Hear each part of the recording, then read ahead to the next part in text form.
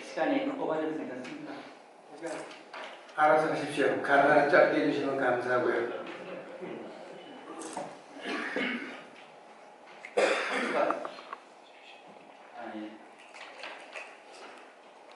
네, 우리 사회는 지금 앞부분에 의원님들도 말씀을 주셨고 또 우리 최소영 이사님께서도 배경 설명을 했지만 우리 사회는 지금 쉼없는 질주를 해왔어 자기 성찰을 위한 침잠의 시간이 많이 부족합니다. 과학에 여러분들이 화학을 맹신하는 부분도 없지 않아 있습니다. 과학이 과학입니다. 하지만 과학으로 풀 수 없는 한계가 분명히 있습니다. 우리 선조들이 만든 직관을 통한 감성과 지혜가 우리 건강을 증진시키는 데 더 도움을 줄 수도 있습니다. 마찬가지 물질사회의 어떤 집착과 욕심이 우리 정신세계를 황폐화시키고 있습니다. 지금 100세 장수시대를 말하고 있는데 보건 환경과 또 현대과학이 발달하면서 기대 수명이 늘어났습니다. 그런데 과연 우리가 그 건강 수명이 연장이 되었습니까? 이 부분을 어떻게 할 거냐? 의학으로 할 수 있는 부분이 있고 또 과학적인 데이터를 갖고 할 수 있는 부분도 있지만 할 수 없는 부분도 있습니다. 그 부분을 생활 문화로 풀어야 됩니다.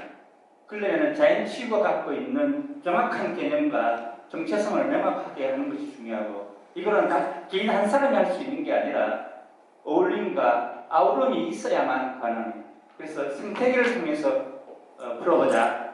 단 미래의학이 가야 될 융화의학이 가야 될 방향은 자연치유를 배경으로 해서 자연치유가 갖고 있는 자연치유력을 증진시킬 수 있는 임상과 데이터를 만들어내고 그것을 함께 하는 게 답이 아닌가 생각합니다. 힐링이 필요합니다. 얼마 전 김지아 시인이 힐링은 미학과 예술과 문학 일반에 걸쳐 이익이라는 가치를 넘어서는 영역이 되고 있다. 그런 기반이 구축되고 있다고 표현을 하시더라고요. 지금 우리 사회가 여러 가지 많은 문제점을 내포하고 있고 사회, 경제, 문화, 정치 모든 부분이 막혀 있습니다. 어디에 문제가 있을까요? 결국은 생명을 높이는 생명이 살아있게 만들지 못하기 때문에 만들어지는 과정입니다. 이제 그 부분을 반드시 다시 회복해야 될 때가 되었다. 어떻게? 우리 마음, 우리 심성 원형에 있는 본능, 본성을 다시 찾아야 합니다. 그 부분이 삶 속에 경제와 사회, 문화는 물론이고 생산과 소비, 유통 모든 분야에 함께 어울려져 그 추구하는 바가 안정이 됩니다. 이거를 할 수 있는 민족이 바로 대한민국이 아닌가 생각합니다. 예, 지금 작년 초에 삼성경제연구소에서 힐링이 사회문화 코드다라는 제목으로 논문이 아마 2번 나왔던 걸로 기억하고 있습니다. 여러분들이 다 알고 있는 사실입니다. 그 중에 하나만 얘기한다면 우리가 자살률이 세계에서 최고로 높습니다. 심각한 사회 문제죠.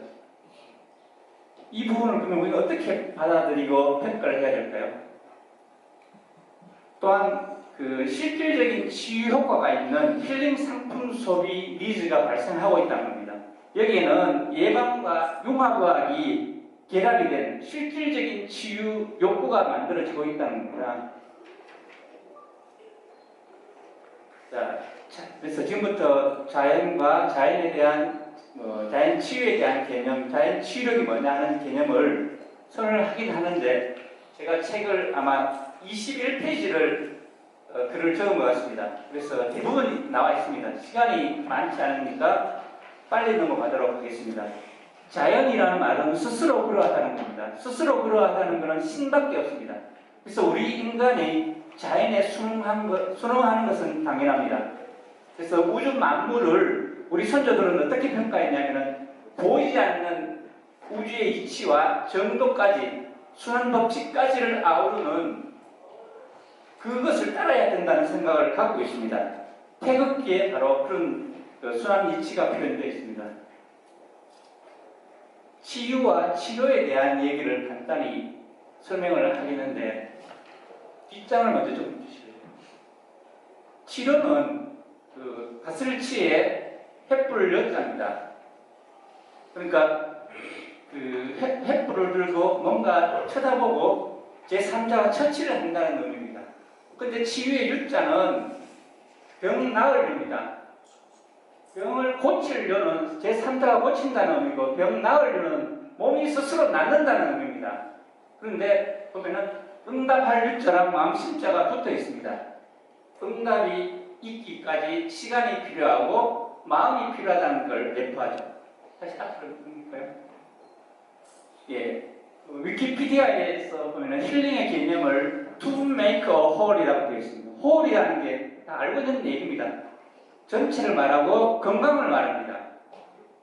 그래서 온전한 건강, 부분이 모두 제 기능을 하고 있는 온전한 건강, 전체 건강을 바로 힐링이라고 얘기하는 겁니다.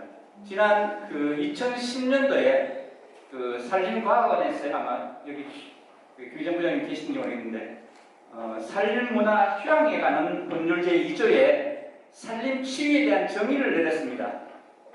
향기, 경관 등 자연의 다양한 요소를 활용해서 인체 면역력을 높이고 건강을 증진시키는 활동이 바로 치유라고 표현을 합니다.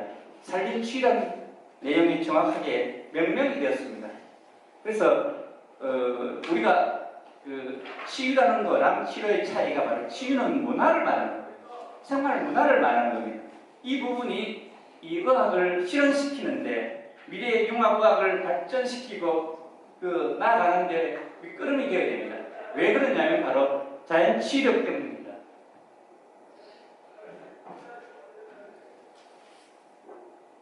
예, 자연 치유력은 우리 몸에 태어날 때부터 그 하늘이 준 그 생명력을 갖고 있습니다.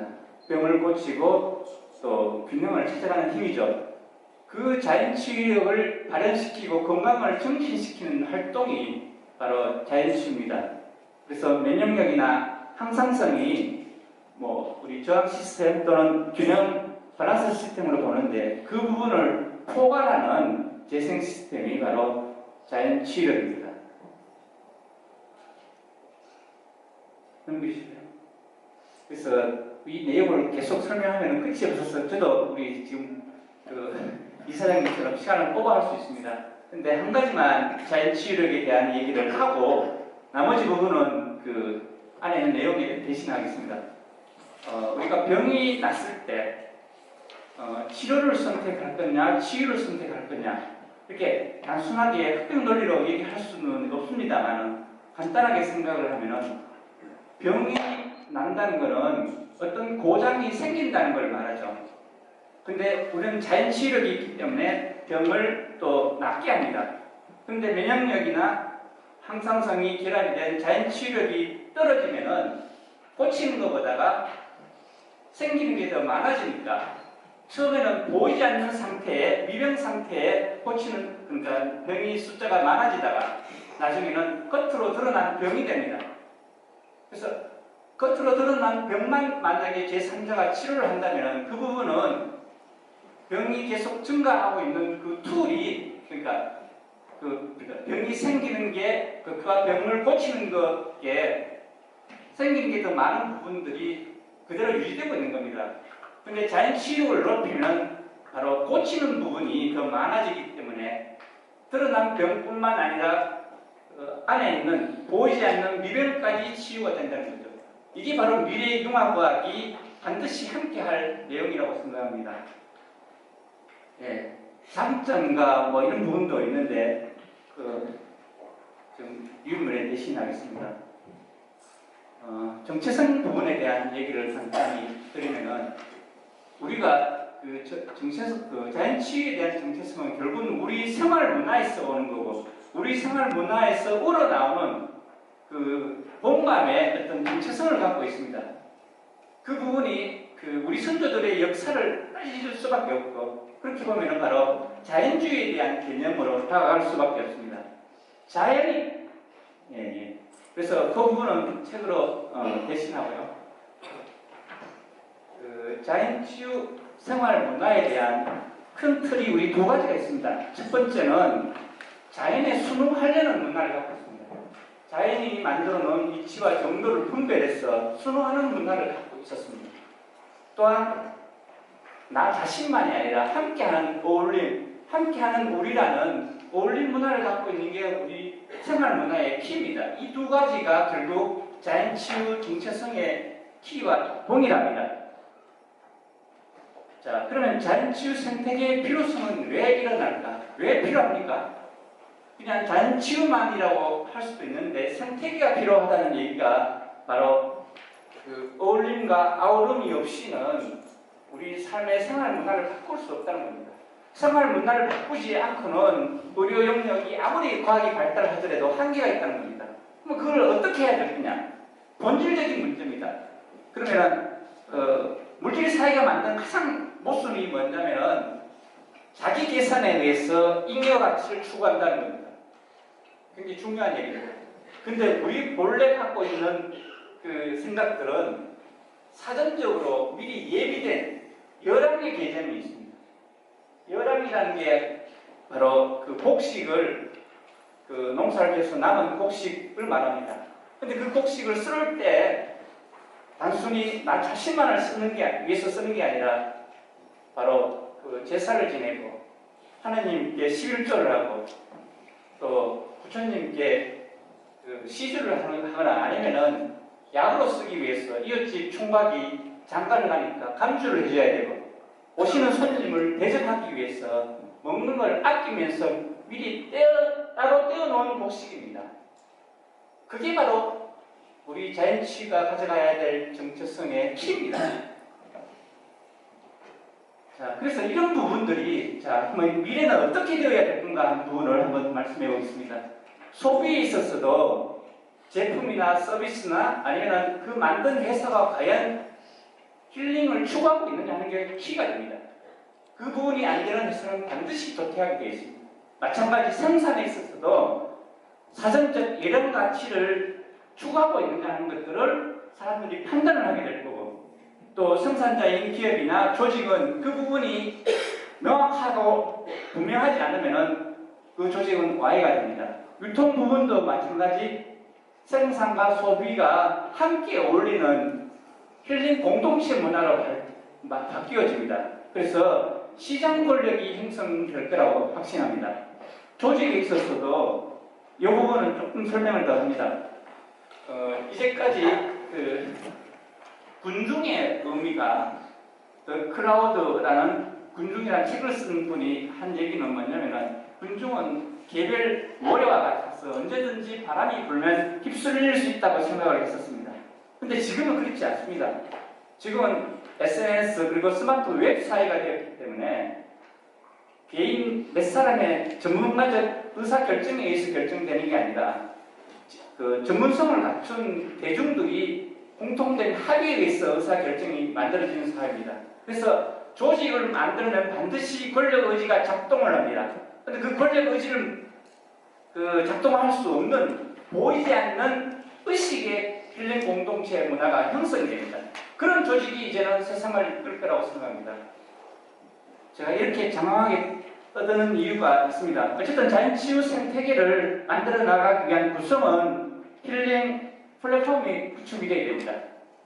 거기는 커뮤니티가 같이 해야 되고요. 물론 소비자와 생산자인 힐링 밴드가 있겠죠. 그리고 인증을 할 수 있는 우리 자연치유 관광 포럼 같은 기관이 필요하고 또 힐링 스테이 센터 모델이 있어야 합니다. 교육이 필요합니다. 그 누구나 알 수 있는 내용입니다. 그런데 이 구축을 하기 위한 그런 구체적인 방안이 뭐냐? 세 가지로 요약을 했습니다. 결국은 생활밀착형 자연치유 종합 지원 시스템이 정부가 구축을 해야 됩니다. 그걸 먼저 사전적으로 공감을 만들어내기 위해서는 심포지움이라든가 컨퍼런스가 있어야 되겠죠. 그리고 잔치를 벌려야 됩니다.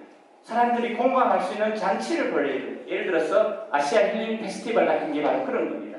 그리고 조직 내 힐링 지원을 할 수 있는 조직 안에서의 어떤 지원 시스템이 반드시 갖춰져야 됩니다. 이 부분도 조금 전에 말씀했듯이 스마트 웹 그리고 SNS 문화가